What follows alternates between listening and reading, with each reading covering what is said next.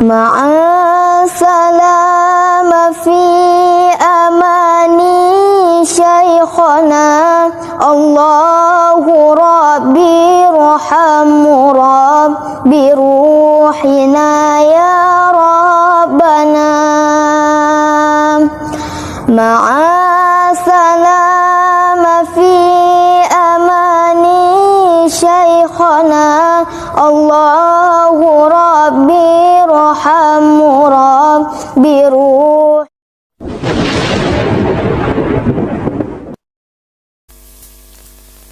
Assalamualaikum warahmatullahi wabarakatuh. Alhamdulillahirabbil alamin wa Allahumma shalli wa sallim ala sayyidina Maulana Muhammadin wa ala alihi wa sahbihi asma'in amma ba'du. Keluarga besar Mubarak Food sekarang ya. Mubarak Food yang saya hormati, wabil khusus ini ada Haji Hilmi.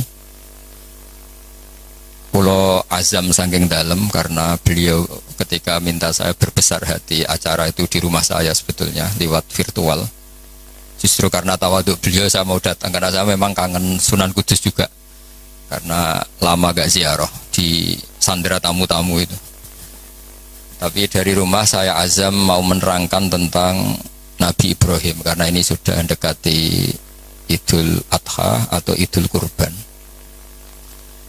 Di antara yang membolehkan ulama kerso atau mau populer atau mau dimaklumatkan atau mau tampil adalah awalun nubuwah itu dimulai dari at-tahaddi.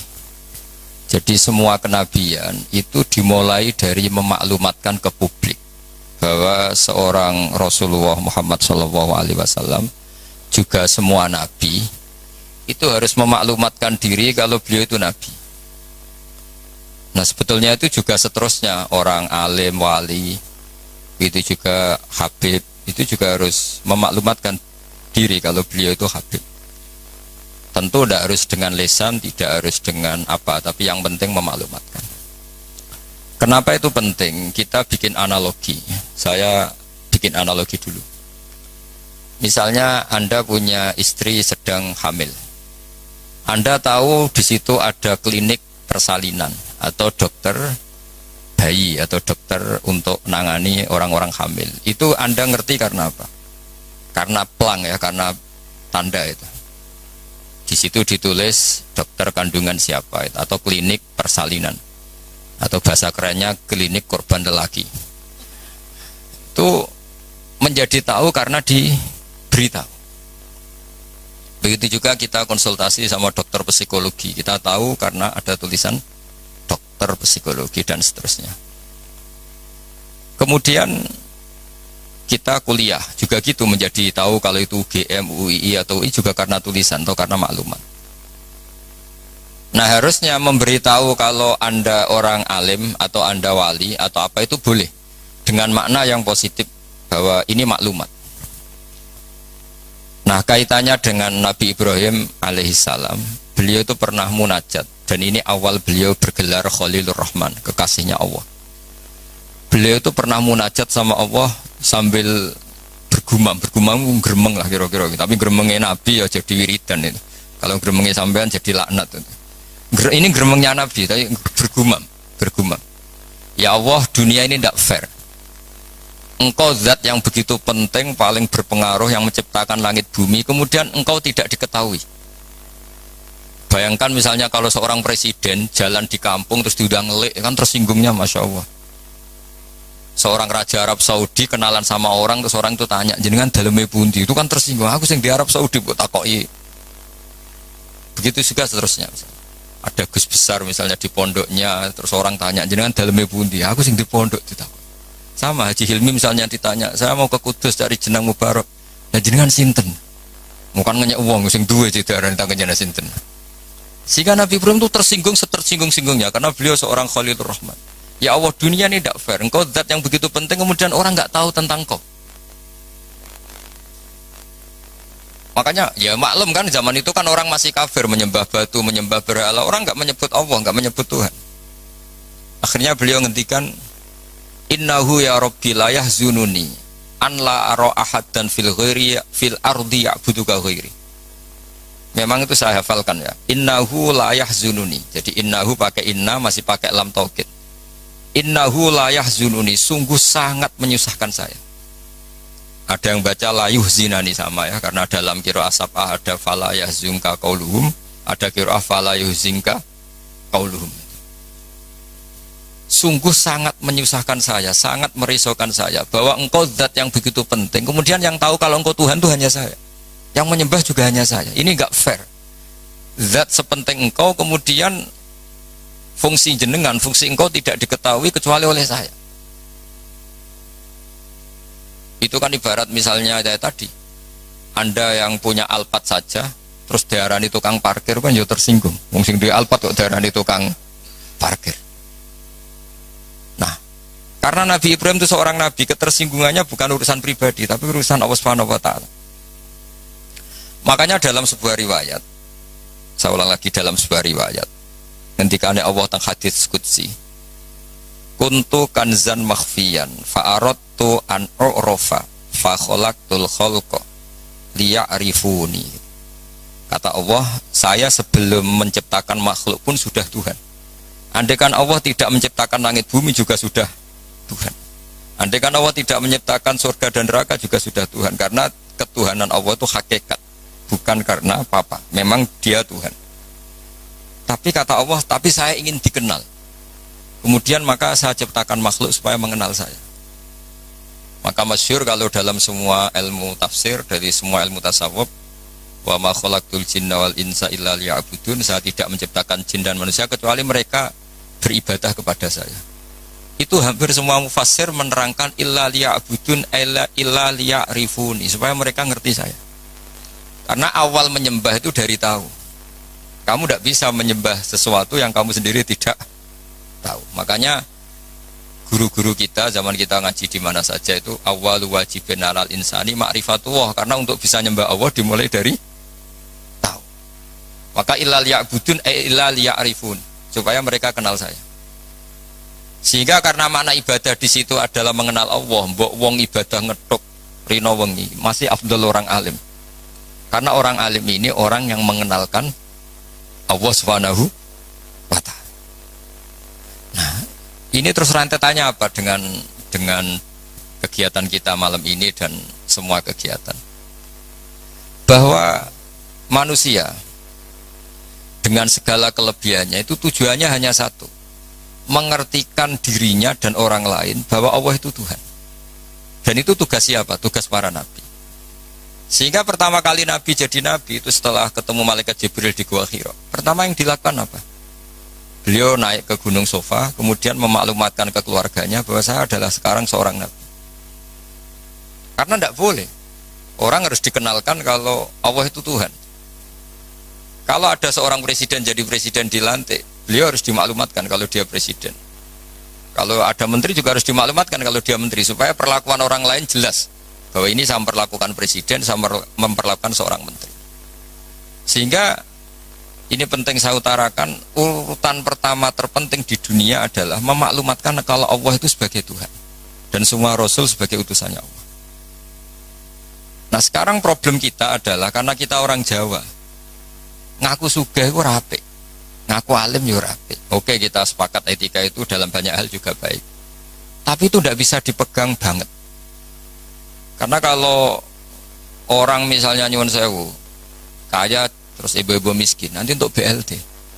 Ya lucu tuh, misalnya Haji Hilmi terus untuk apa? BLT. Ini kan terus lucu. Jadi apa-apa kalau berlebihan itu efeknya naik. Misalnya saya ngaku bodoh, itu oke lah, itu tawaduk bagus.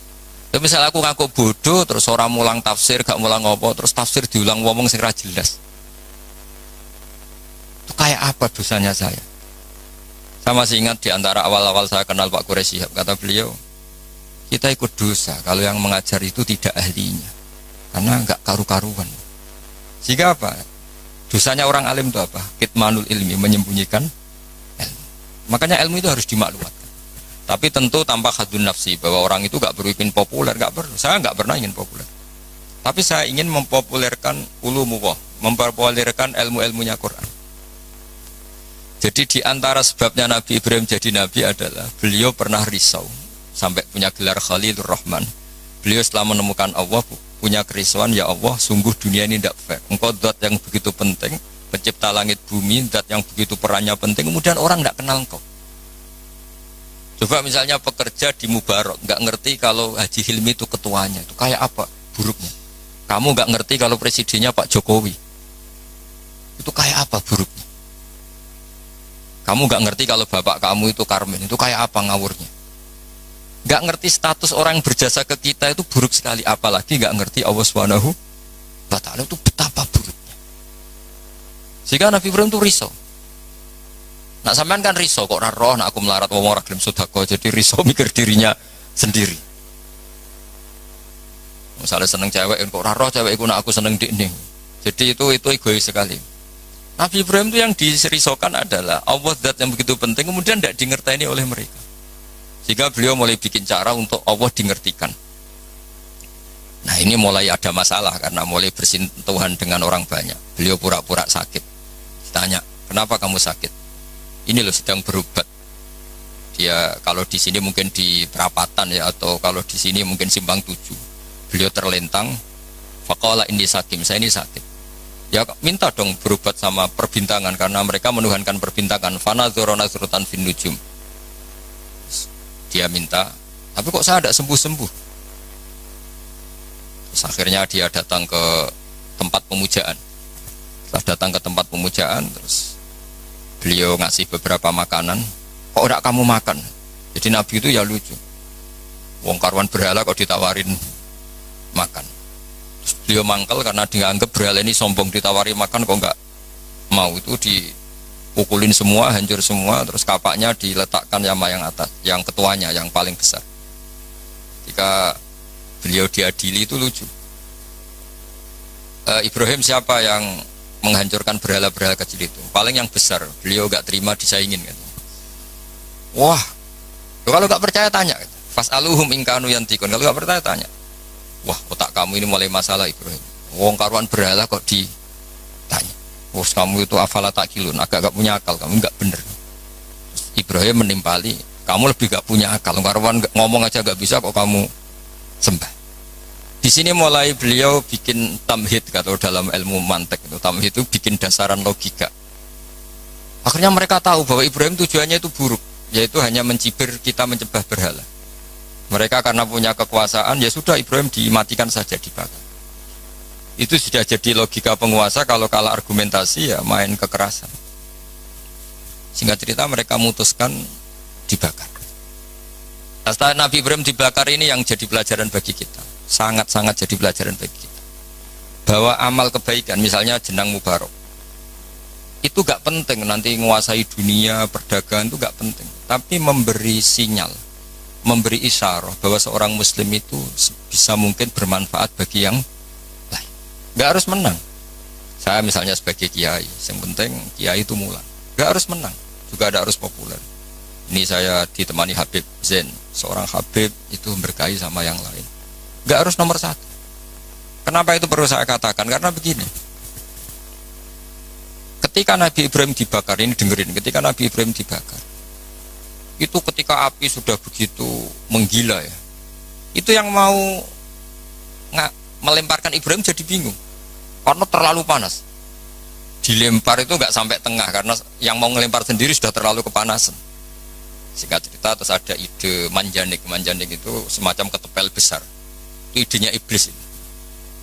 Ya ide caranya pakai manjanik dilempar dari jauh tapi Ibrahim bisa jatuh di tengah apa? Api. Yang menarik di situ apa? Seekor katak itu lalu lalang dari telaga ke situ, hanya bawa air di mulutnya, kemudian disemprotkan.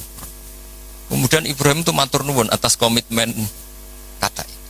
Karena padahal itu mesti nggak ngefek ya, pasti nggak ngefek sama sekali. Masa api sebesar itu kemudian mau dipadamkan oleh seekor katak.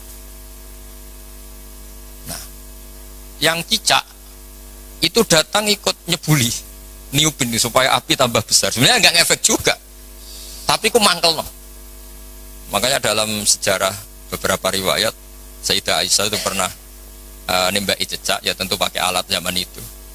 Karena untuk mengimplementasikan bahwa cecak itu hewan yang nggak benar gitu.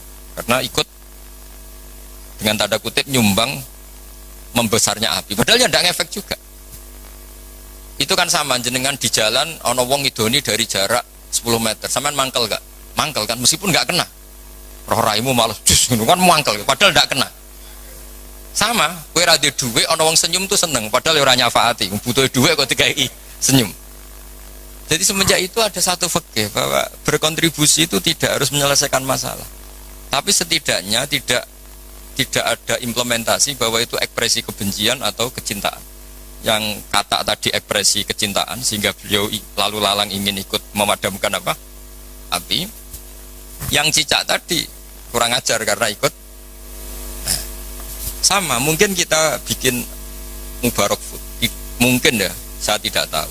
Mungkin kita tidak akan mengalahkan kekayaan Cina-Cina. Tapi setidaknya umat Islam berlatih wira usaha sehingga lahirlah Mubarak Food yang banyak dengan bentuk yang berbeda-beda. Sehingga umat Islam berlatih menjadi aktor, bukan objek.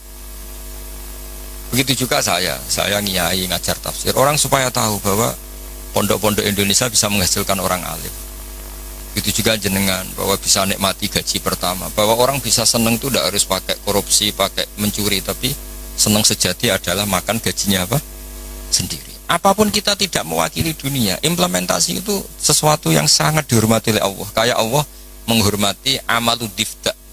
Sehingga ketika ada seorang dokter, ya Rasulullah saya ini ada sedikit penyakit yang solusinya obatnya materinya harus apa itu?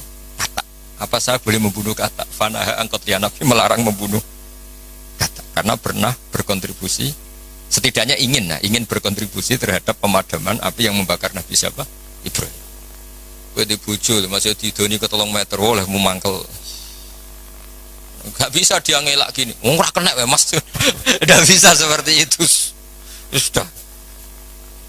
Nah, sehingga saya hari ini tadi saya belajar banyak tentang tafsir tentang Nabi Ibrahim, bahwa agama ini kata Rasulullah SAW memang diidentikan ya tentu Nabi Muhammad SAW tetap Sayyidul Awalin wal Akhirin Sayyidul Anbiya. Tapi agama ini diidentikan dengan anit tabi' millata Ibrahim hanifah, bahwa kamu Muhammad harus mengikuti Nabi Ibrahim.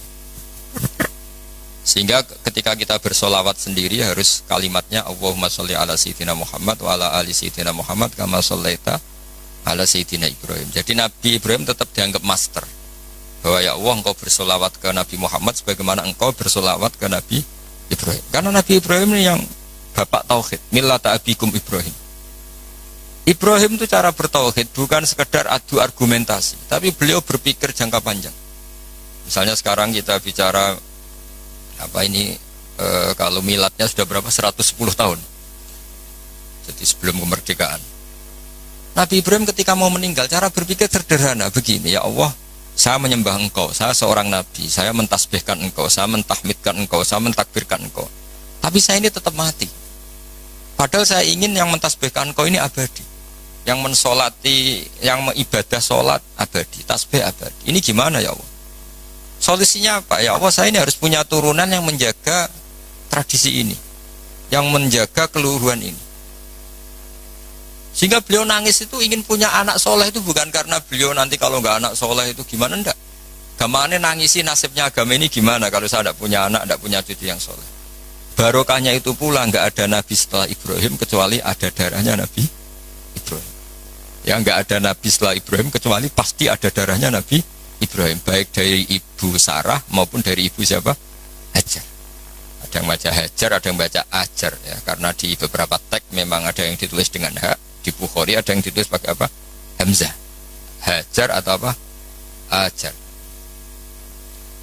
Ini penting saya utarakan, penting sekali, bahwa kalau Anda orang kaya yang memanfaati orang banyak, kamu ingin kaya lagi, anak kamu ingin kaya lagi, jangan niat biar anak putu kurang melarat. Tapi tradisi memanfaati orang lain biar jalan. Sama, saya juga ingin nanti anak saya alim. Tapi bukan berarti ingin anak saya terus dicucup orang, disalami template, enggak. Ingin menjaga bahwa harus ada orang alim. Nah, kenapa harus anak kandung? Padahal murid bisa. Karena manusia itu didik orang lain itu ya repot. Omah sekolah ra ketompo terus mondok. Kan ribet ngadepi wong liya itu. Timbang ning omah nakal dititipno pondok. Ribet. Meskipun kita terima itu sebagai santri, tapi kan komitmennya beda, cara berpikir beda. Makanya didik ini bukan berarti ya tetap beda. Sehingga Nabi Zakaria ketika ditanya, kenapa engkau begitu fanatik minta anak kandung, waladas sulbi itu anak kandung. Kata beliau, wa inni khiftul mawaliya mewaroi. Kalau orang lain mewarisi saya, itu pasti cara berpikir tidak persis-persis amat. Meskipun solehnya mungkin mirip ya, tapi tetap beda. Saya punya pengalaman. Tidak, sampean jangan terus kecil hati, saya ada anak kiai. Kesolehan itu tidak harus jadi kiai. Saya punya pengalaman entah buruk entah baik, terserah cara Anda menafsirkan. Kiai itu kalau betul-betul kiai itu melihat orang sholat itu senengnya masya Allah. Melihat preman sholat itu seneng.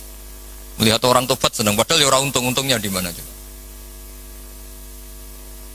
Gak ada untungnya. Tapi karena dia dididik bahwa sholat ini cagai bumi.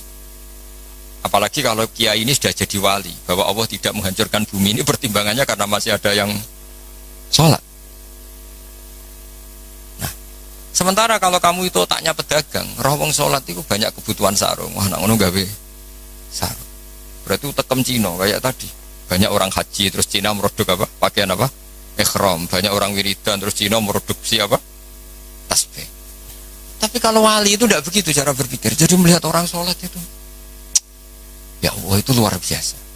Terus kepikiran nyari kalimat apa yang kira-kira dengan sujud itu benar-benar plus tauhid. Akhirnya dicari-cari lah kira-kira kalimatnya subhana rabbiyal a'la bihamdi, maha suci engkau yang maha luhur. Karena sekali sujud itu dia tidak benar komitmennya, bisa sujud kepada makhluk. Dan itu bahaya, wis sujud wis batu eneng bumi jebule kli. Itu beda, perasaannya wali sama itu beda. Kalau kamu pedagang kaya terus wali itu mesti begini, saya ingin jadi orang kaya pedagang ben wong Islam iku mburoh wong sing salat. Kayak apa hinanya kita, misalnya sampean apal Quran, iso ngaji maca Fathul Mu'in, terus dimajikan sing ora cewek, tersiksa enggak? Kayak apa tersiksanya? Dua atasan man lam yusolli wa lam yasum. Tapi nak kowe sugih mau di niat paling gak ana santri melarat itu buruh ning aku salat, aku zakat, aku poso. Jadi solihun tahta yadi solihin wong soleh, buruh ning wong. Itu beda. Sama-sama kepen dadi wong sugih tapi rasanya, dan itu yang dinilai Allah. Saya kenapa ngaji di mana-mana bawa kitab? Setidaknya orang itu lebih terhormat ngaji Mbak Nawawi, kitabnya jelas. Sanad saya jelas, saya ngaji Mbah Mun, ngaji bapak saya, ngaji keluarga Kudus, keluarga Kajen. Istifadah, saya jangan ngaji betul memang sama Mbah Mun. Ya kalau istifadah ya dari berbagai kiai. Orang itu terhormat. Jajal misalnya aku ngaji sampean ngaji ning Kudus, nggo primbon. Itu Haji Hilmi kan tersinggung, sebab piye disowan terus cerita komik. Wong kan gak mutu kan. Yo sini-sini wong Kudus kan, wah, banyak wong Kudus kan. Tapi kalau kita pakai sanad yang baik, pakai kitab yang baik, kan yo ngregani sing diaturi. Sehingga kenapa Nabi itu mesti min ansabi qaumi? Enggak ada nabi kecuali dari nasab terbaik. Enggak ada nabi kalah ganteng. Semua nabi pasti yang terganteng di kaumnya. Ya terbaik nasabnya di kaumnya, karena Allah itu kepengen ngregani masyarakat. Misalnya kayak di Nabi terus keriting, pesek, yo ribet. Senajan to soleh. Maka nggak ada Nabi ilamin ansabi kaum kecuali dari nasab terbaik. Jadi kadang-kadang orang salah paham, wah ini nasab nggak penting, ya penting sekali. Justru dengan nasab ini masyarakat terhormat. Punya Nabi dari kasta terbaik, dari marga terbaik, dari kultur terus wajahnya juga ajmalan nas. Makanya wa kana Rasulullah sallallahu alaihi wasallam ahsanan nasi khalqau wa khuluq. Nabi itu pasti yang paling ganteng. Enggak boleh Nabi pesek itu aja enggak boleh. Apalagi yang lain apa enggak boleh. Tapi tidak usah disebut jadi fitnah. Pokoknya enggak boleh Nabi. Kalau cucunya tahu yang ganteng aja. Jadi Nabi itu begitu. Saya dulu ya mikir kenapa sih Nabi harus paling ganteng, paling bernasab. Tak angen-angen ini saking baiknya Allah, karena Allah ingin Selain Nabi ini orang pilihan, supaya umat ini terhormat kan. Oh senang Kang di Nabi ganteng. Yo gagah. Terus punya kultur yang baik. Kultur yang baik misalnya ditandai minimal yang kita kenal, tidak waladuz zina. Ya tidak waladuz zina. Sehingga Mbah Mun sering cerita ke saya. Kitab Madaih ini kata Mbah Mun. Kitab Madaih itu macam-macam. Ono sing khas ilmiah, yaitu arbar janji. Ono sing khas isak brontoning pangeran, yaitu Dibak dan Simtud Duror. Dan beliau begitu ta'aluk sama kitab berjanji, kitab Simtud Duror, ya kitab Dibak. Saya kemarin baca Dibak puasa juga baca. Saman perhatikan ketika ulama dulu memuji Nabi. Di antara pujian yang disebut apa? Tarokus sifah hafalam yusibhum aruhu. Kan dimulai apa? Hafizul ilahu karomatal li Muhammadin aba'ahul amjada saunal lismihi. Allah menjaga harga dirinya Rasulullah SAW dimulai. Sayyid Abdullah nggak pernah zina, Sayyid Abdul Muttalib nggak pernah zina, Sayyid Hashim nggak pernah zina. Karena betapa buruknya kita kalau punya Nabi dari nasab yang tidak benar. Maka pujian pertama yang dilantunkan apa? Tarokus sifaha. Mereka meninggalkan perzinahan. Falam yusibhum aruhu. Maka babanya Nabi itu tidak ada ceritanya yang mau berbuat zina. Min adami wa ila abihi. Dimulai dari Nabi Adam. Jadi karena keren punya pemimpin, bapaknya jelas, mbahnya jelas, buyutnya jelas. Saratun saronur nubuati fi asari rihurohimul bahiyah. Itu begitu. Akhlaknya juga gitu. Gak ada Nabi kok medit. Pusing kan gitu Nabi medit. Oh pusing. Terus punya Nabi goblok, ya pusing kan. Makanya Nabi itu harus fatona, harus apa? Cerdas. Misalnya di Nabi sekolah atau munggah kan pusing. Terus jadi Nabi kue sing ranking. Iya sekolahnya pinter aku kok. Wong jadi kiai saja kalau ketemu temannya pusing. Karena temannya menangin ke sekolah atau munggah itu saja sudah pusing. Makanya jangan pernah jadi kiai ketika kiai kamu masih hidup itu menangi goblokmu itu. Wah itu masalah itu kan. Wong kok konco kiai ketemu konco pengapesan. Kok iso ngorek muin.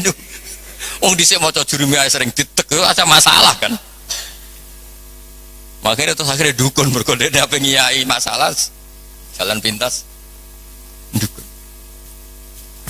Ini saya cerita sehingga Nabi itu mesti dari gen terbaik. Hafizul ilahu karomatan li Muhammadin aba'ul amjada saunalismi. Allah menjaga harga diri Nabi itu tidak mulai Nabi Muhammad, tapi dimulai dari Nabi Adam. Begitu juga menyangkut ibunya, terus begitu. Jadi gak ada penjagaan sesempurna kayak Allah menjaga kekasihnya Rasulullah Shallallahu Alaihi Wasallam. Tapi sekarang itu memang zaman fitnah ya macam-macam. Orang baca Dibak dikatakan bid'ah. Saya bilang, andaikan Dibak kamu baca pakai bahasa Indonesia itu saya yakin tidak ada yang bilang bid'ah. Karena itu buku sejarah. Berhubung mbok waca ndermemel koyok mantra, lha iku sing mari akhire darani bid'ah. Coba kalau kamu baca bahasa Indonesia di depan orang yang biasa darani itu bid, nah kamu baca aja, baca yang apa? Di sini biasanya Dibak apa berjanji, apa Simtud Duror apa saja saya hafal insya Allah. Enggak yang terkenal saja. Berjanji apa? Al berjanji misalnya dimulai dari apa? Yang mulai wabaktu ya, wabaktu fa'aqul huwa Muhammad bin Abdillah bin Abdul Muttalib. Itu kan kalau ditulis bahasa Indonesia ya, ketahuilah bahwa Muhammad putranya Sayyid Abdullah. Muhammad bin Abdullah bin Abdul Muttalib. Abdullah itu punya bapak namanya Abdul Muttalib. Wasmuhu Syaibatul Hamdi. Sayyid Abdul Muttalib itu nama lainnya adalah Syaibah. Kila itu ketika beliau lahir sudah beruban. Syaibatul Hamdi, orang beruban yang sering baca tahmid, baca Alhamdulillah. Sehingga dulu Ka'bah itu kalau menuju ke Ka'bah ada namanya Babu Bani Syaibah. Kalau kamu ngaji fikih kesunatan masuk apa Masjid Haram dari Babu Bani Syaibah, itu nama lain dari Sayyid Abdul Muttalib. Wasmu Syaibatul Hamdi. Kenapa dikatakan Alhamdi? Humidat hisaluhus saniyah. Beliau punya perilaku-perilaku yang sangat terpuji. Di antara yang paling masyhur adalah ketika penduduk Mekah kesulitan nyari air, beliau munajat terus sama Allah sampai mimpi dingertikan lagi oleh Allah tempat Zam-Zam. Apa tempat Zam-Zam? Akhirnya beliau ngeduk lagi. Makanya Zam-Zam itu dinisbatkan ke Abdul Muthalib. Padahal Zam-Zam tentu mulai Nabi Ismail. Paham ya? Tapi di bab tertentu dinisbatkan Abdul Muthalib. Makanya masyhur wa yundabul mausulu billadhi istahar kabi'ri Zam-Zamin yali waman hafar. Jadi Abdul Muthalib itu punya gelar waman hafarobi rozam-zama, wahai orang yang menggali lagi sumur apa? Zam-Zam. Jadi beliau itu intinya itu lama sekali penduduk Mekah itu sudah kehilangan Zam-Zam. Abdul Muthalib munajat, akhirnya karena beliau min dzurriyyati Ibrahim dingertikan Zam-Zam. Makanya kata Alfiyah apa? Wa yundabul mausulu billadhi istahar kabi'ri Zam-Zamin yali waman hafar. Sudah kita terjemah saja. Abdul Muthalib nama lainnya adalah Syaibatul Hamdi, orang tua yang selalu muji Allah. Kenapa terpuji? Karena semua perilakunya termuji. Wasmuhu Syaibatul Hamdi humidat khisaluhus saniyah. Ibnu Hashim. Ya terus begitu. Ladekan itu kamu tulis dengan bahasa Indonesia. Kamu kasihkan orang yang biasa membid'ahkan tiba atau berjanji. Wah bagus ini buku sejarah. Tapi setelah kamu baca Arabnya, kenapa jadi bid'ah? Itu yang salah itu dua-duanya menurut saya. Yang dengarin nggak paham, yang baca kayak jimat. Karena yang nggak paham terus, Allah, apa maksudnya nggak jelas mungkin. Ya sama-sama nggak jelas itu akhirnya berakibat nggak jelas juga kan. Makanya saya mohon niru kayak Habib Yaman tuh. Kalau baca berjanji itu diam semua, karena paham do nangis. Yang baca ya nangis. Nangis paham bukan nangisin nasibnya enggak. Jangan nggak cerita Mbah Mun pernah cerita.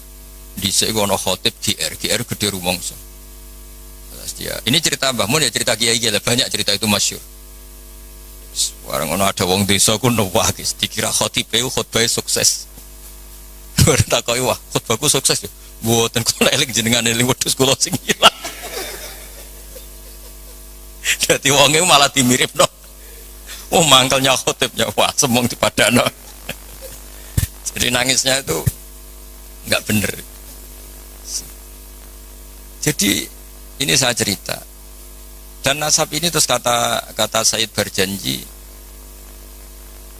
wa adnanu bila raibin inda zalimil ulumin nasabiyah ila dzabihi Ismaila nisbatuhu wa muntama. Nabi Ibrahim itu adalah Abul Arab.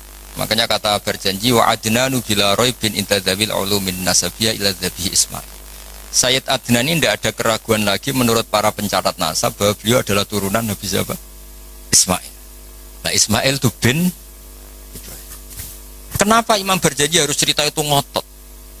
Karena beliau tahu problem utama Rasulullah Muhammad jadi Nabi dan akhirnya memaklumatkan kalau beliau Nabi adalah orang Yahudi tanya man huwa wa ma nasabu. Dia itu siapa? Lalu nasabnya siapa? Karena lama sekali orang Arab itu jahiliyah, jauh dari peradaban agama. Sehingga ketika ada isu lah, kalau menurut orang Yahudi bukan menurut bahasa kita, ketika ada isu bahwa orang Arab ada yang jadi Nabi itu orang Yahudi mencibir. Gak mungkin Nabi ilamin Bani Israel. Gak mungkin Nabi kecuali turunan apa? Israel. Israel nama lainnya Nabi Yakub ya. Jadi kalau ada istilah Israel itu nama lainnya siapa? Nabi Yakub. Is itu maknanya Isra itu maknanya abad. Il itu Allah. Jadi Israel maknanya hamba Allah, yaitu Nabi siapa? Yakub. Jadi gunjingan. Nggak bisa, Nabi nggak boleh dong kecuali turunan Ibrahim, turunan Israel. Tahu-tahu orang Arab jadi Nabi asal-usulnya gimana? Karena mereka taunya Arab itu ya penyembah berhala, terus pemakan apa, pokoknya nggak benar semua. Nah, karena Sayyid Barjanji itu tahu problem Nabi di mata orang-orang itu adalah nasabnya. Beliau pertama nulis di antara yang dipakai mukaddimah adalah cerita nasab ya ba'du fa'akul wa Muhammad bin Abdullah sampai taruh saya wa adnanu bila raibin inta dzabil ulumin nasyabiyah ila dzabihi Ismaila nisbatuha muntah. Nah kenapa harus yakin itu? Ketika orang Yahudi debat sama sahabat, apa buktinya kalau Muhammad Nabi? Syarat utama Nabi harus turunannya Nabi, harus orang baik. Akhirnya Allah membela kekasihnya fihi ayatum bayyinatum maqamu Ibrahim. Bukti kalau Ibrahim pernah singgah di Mekah adalah di situ ada batu yang ada jejak kaki Nabi Ibrahim. Nah, kalau Nabi Ibrahim pernah lama di Mekah sampai bangun Ka'bah, berarti beliau juga meninggalkan turunan di Mekah, yaitu ini askantu min dzurriyyati biwadin ghairi dzar inda baitikal muharram. Jadi ada bukti Ibrahim hidup di Mekah, yaitu pernah menjejakkan kaki di makam apa? Ibrahim. Makam Ibrahim bukan kuburan tapi apa? Tempat berpijaknya Nabi siapa? Ibrahim. Terus beliau memaklumatkan bahwa ini askantu min dzurriyyati biwadin ghairi. Jadi ini askantu itu kalimat yang luar biasa. Misalnya pertanyaan gini, oke Ibrahim pernah ke Mekah, apa buktinya kalau anak turunnya ditinggal di Mekah? Kayak saya misalnya pernah di Palestina, atau saya pernah di Kudus. Buktinya mana kalau anak turun saya akhirnya hidup di Kudus? Makanya dibuktikan sama Allah, ini askantu min dzurriyyati. Kata Nabi Ibrahim, ya Allah, anak turun saya ini ada yang saya letakkan di sini. Saya mukimkan di sini, saya mustautinkan di sini. Saya berdomisilikan di sini. Yaitu Nabi Ismail. Artinya gini, ketika Imam berjanji cerita waba'du fa'akul itu luar biasa, itu yang menjawab keraguan orang, yaitu orang Yahudi atau siapa saja yang meragukan nasabnya Nabi. Sudah setelah nasabnya ketemu sapi Ibrahim sudah sah karena syaratnya Nabi itu dzurriyyatan ba'duha. Setelah nasabnya sah baru khasnya apa? Di antara khasnya adalah tarakus sifah hafalam yusibhum aruhu min adami wa ila abihi wa ummi. Sehingga yang namanya nikah itu bukan adat Islam saja. Zaman jahiliyah juga ada apa? Nikah. Ya tentu setelah Islam disempurnakan iya, tapi zaman jahiliyah itu sudah ada nikah. Buktinya begini. Ketika Rasulullah SAW mulai aneh-aneh ngaku jadi nabi, ini menurut bahasa mereka loh. Ini saya cerita menurut bahasa mereka, bukan bahasa saya. Itu kata orang-orang Quraisy, kafir Quraisy gimana? Muhammad, kok mulai aneh-aneh ngajak nyembah pangeran Sitok, meminta supaya kita menyembah Allah satu. Padahal tren mereka menyembah Tuhan yang apa? Banyak. Itu mereka cara mengatakan gini. Kalau kamu menghendaki itu, kamu aneh-aneh itu ingin perempuan, ingin harta, ngomong. Kalau kamu ingin harta, jama'na laka malan. Kita akan mengumpulkan harta, fatakuna aktsaron nasi malam. Kamu akan orang jadi orang paling kaya. Terus ketika kamu aneh-aneh ingin kawin, ingin perempuan cantik, kita tembungkan ke keluarganya, kita mintakan keluarga. Terus fazawwajnakaha, kemudian kami nikahkan kamu kepada perempuan itu. Intinya orang jahiliyah zaman itu sudah anti apa? Berzina. Orang kok kalau kamu suka perempuan tak sewa, itu enggak. Zawwajnakaha, akan kami nikahkan. Karena fa'inan nikah itu adatul khiyar. Mulai dulu nikah itu adatnya orang-orang. Makanya kamu jangan protes. Tarokus sifaha falam sibaruhu itu sebelum ada Islam itu sudah ada haji, ada nikah, ada beberapa aturan sudah benar. Bahkan ketika Rasulullah jadi nabi, nikah zaman jahiliyah diabadikan apa enggak? Diabadikan. Orang yang zaman jahiliyah sudah nikah, nikahnya tidak usah diperbarui. Nikah itu sudah sah. Itu jelas di semua kitab fikih. Kecuali nikah yang mengandung kesalahan permanen dalam Islam. Misalnya orang nikahi buliknya, orang nikahi ponaannya. Asal yang dinikahi normal itu sah selamanya. Tapi ternyata nggak terjadi orang nikahi buliknya atau nikahi ponaannya. Karena tadi masih ada sisa-sisa syariat Khalilillah Ibrahim, masih ada sisa-sisa syariatnya Nabi siapa? Ibrahim. Jadi ini penting saya utarakan supaya kita dapat barokahnya Nabi Ibrahim alaihis salam, karena ini mau mendekati Idul Adha. Jadi Ibrahim itu orang yang cara berpikir jauh. Jadi saya mohon sama Pak Khidmi semualah, orang kaya maupun orang miskin, setengah kaya setengah miskin, kalau punya pilihan itu niatnya yang banyak. Ya tadi misalnya kita ingin jadi orang kaya, punya pekerja banyak, niati biar orang soleh ini tahta yadi solihin. Orang soleh juga nyuwun sewu kalau bisa yang buruh sama orang soleh, kan lebih punya izzatun nafsi, lebih punya apa, harga. Meskipun ya ndak harus, artinya ndak harus itu ya, saya bukan berarti mengaramkan orang Islam kerja di non muslim ya ndak. Ini kan cerita niat, bukan cerita satu apa sentimen agama ndak. Kita nasionalis religius lah cara bahasa sekarang gaulnya, itu enggak masalah. Tapi ini kan cerita. Ketika saya ini meskipun sekecelok alim itu masih belajar sampai sekarang. Setidaknya lebih menghormati lah. Kalau kita ngaji ya belajar. Meskipun ya tetap mungkin salah, namanya manusia, tapi lebih menghormati. Kalau kamu jadi dokter ya masih belajar, sehingga orang wong ngeluh mau obati penisilin. Kalau sudah tidak belajar pasti gitu kan. Ilmunya sudah tidak update, sementara penyakitnya update. Itu kan kayak banyak orang kuno itu. Ilmu kuno digonyolusiane cah saiki kan bingung. Dan Nabi Ibrahim sudah bervisi jangka panjang. Jadi ketika beliau tahu kalau pasti meninggal, beliau berdoa, Rabbana wab'ats fihim rasulam minhum yatlu 'alaihim ayatika. Ya Allah, saya ini pasti meninggal, maka zuriyah saya harus jadi rasul. Di mana rasul itu tugas utamanya apa? Yatlu 'alaihim ayatika. Saya hanya punya kepentingan ada yang selalu memaklumatkan bahwa engkau itu Tuhan. Bahwa cara menyembah engkau orang juga benar karena anut guru. Jadi kekhawatiran beliau itu enggak ada rasul yang yatlu 'alaihim ayatika yang membacakan ayat-ayatmu. Betapa bahayanya kalau kita ini terus kemudian tidak ada ulama, tidak ada kiai. Mungkin kita sudah menuhankan uang, menuhankan jabatan, tapi barokahnya banyak ulama, banyak kiai, kita hanya menuhankan Allah Subhanahu wa taala. Ono corona ya tenang, ono puwe tenang, mati ya mati aja biasa. Coba kita zaman dijajah Belanda, kayak apa susahnya kita? Itu orang-orang kita dulu ya bahagia dan banyak istrinya banyak padahal zaman itu. Padahal zaman sekarang aja susah, zaman itu sudah. Coba cipta kuno-kuno itu. Istrinya rata-rata satu apa banyak. Padahal zaman dijajah. Artinya nikmatnya Allah itu enggak kurang pasal. Yang bahagia ya banyak. Sekarang zaman modern yang susah juga. Itu kalau kata Mbah Mun, pangeran tetap sitok. Sing dadi pangeran tetap Allah. Enggak usah kamu teliti dunia, podo wae wong pangerane podo. Artinya mulai Nabi Adam sampai kiamat ya ono seneng, ono susah. Ono kasil, ono ra kasil. Wis ora usah mbok teliti, wis ngono mesti ngono. Jadi kira usah penelitian zaman Nabi Adam. Kok polanya sama? Ada yang tertawa, ada yang menangis. Ya ada saat tertawa. Dan hubungan mbek bojo mbok teliti sak dunya padha. Kadang yang mesra, kadang yo tukaran. Ya sudah sama. Kancanan yang ngono, kadang seneng, kecewa, wis ngono. Akhirnya kita belajar dari itu ngelmoni. Termasuk akhirnya ada Imam Syafi'i, ada yang ngarang hikam. Cara ngelmoni itu ya lucu lama itu. Malah enak digedingi wong akeh, ora diutangi. Loh kira-kira utang Haji Hilmi itu yang kenal apa yang gedeng? Yang kenal, orang kenal juga gak baik. Makanya kata Imam Syafi'i ditanya, orang sehebat jenengan ternyata yang benci banyak. Imam Syafi'i jawabnya enak. Waman asa'a ilaika faqad atlaqaka. Sebenarnya orang benci kamu itu positif. Minimal gak utang kue. Kowe tahu nyileh mobil wong sing mbok gedingi. Tapi nak kowe akrab mek Haji Hilmi bahaya iso nyileh Alphate, nyileh macam-macam. Jadi enteng saja ulama. Ada orang cerita Imam Syafi'i orang yang tadi nyucup jenengan, hormat jenengan, ternyata setelah di luar ngerasani jenengan. Itu gaya-gayaan tok hormat jenengan, setelah di luar ngerasani jenengan. Imam Syafi'i ini alhamdulillah, berarti aku wibawa ning arep kurawani.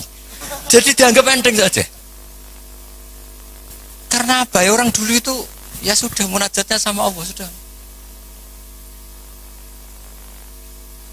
Hikam yang ngarang hikam ini cerita bahwa harus dielmoni. Hikam itu malah lebih gampang lagi. Ketika Allah memberikan apa yang kamu inginkan, itu berarti mata a'toka asyhadaka birrah. Ketika Allah memberikan apa yang kamu inginkan, maka Allah ingin mengertikan kamu bahwa Allah itu zat yang baik. Sehingga kamu minta apa saja dikasih. Wa mata mana'aka asyhadaka qarra. Ketika Allah menghalangi yang kamu minta, asyhadaka qarra. Bahwa Allah menunjukkan saya ini Tuhan, enggak bisa kamu dikte-dikte. Lho kowe di pangeran terus nurut terus mbek kowe iku ya ora gaya. Pangeran kok nurutan, itu kerennya di mana coba?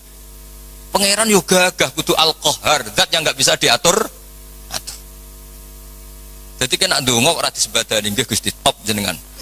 Ora kena dirayu, ora kena diatur, atur. Wis pangeran tenan jenengan. Misalnya pangeran nurut terus iku pangeran, tak budak kan gitu. Makanya Allah tidak hanya punya sifat Rahman Rahim, itu punya Al-Jabbar, Al-Qahar. Jadi segampang itu. Lho kayak di pangeran terus nurut mbek kowe kan. Aku lah kecewa. Mesti protes lho pangeran. Gusti ngono kok jenengan tuh. Jadi enteng saja ulama dulu muamalah sama Allah. Mata atau ka'asyadaka birra. Ketika Allah memberi kamu, anggap saja Allah mengenalkan ke kamu bahwa dia zat yang terbaik.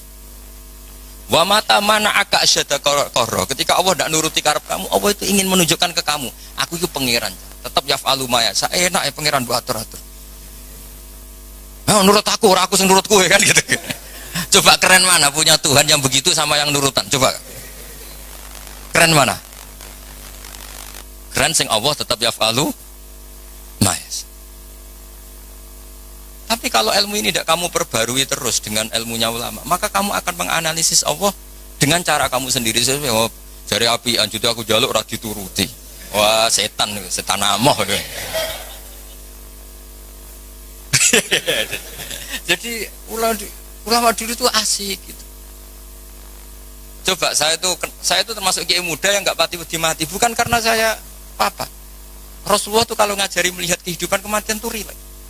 Ya Allah, kalau saya hidup ini ngajari ke kita ya. Anggap saja ini peluang untuk menambah kebaikan. Kalau saya mati, anggap saja itu akhir dari segala keburukan.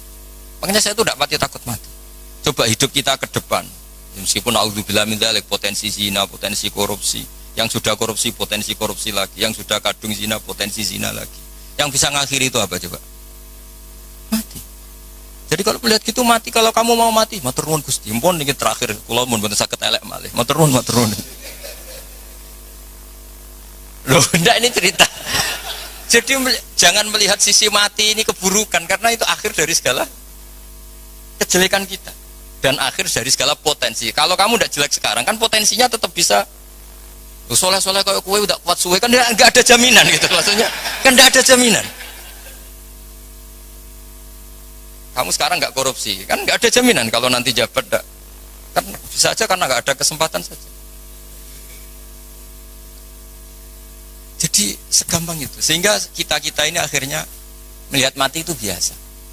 Biasa bukan ya karena surip ya apik, mati ya habis. Inna sholati wa nusuki wa mahyaya wa mamati lillahi rabbil.